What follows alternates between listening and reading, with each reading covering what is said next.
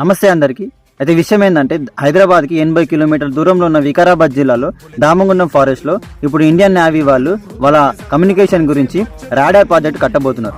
ఈ ప్రాజెక్టు వల్ల దాదాపు 12 లక్షల చెట్లను నరకవలసి వస్తుంది.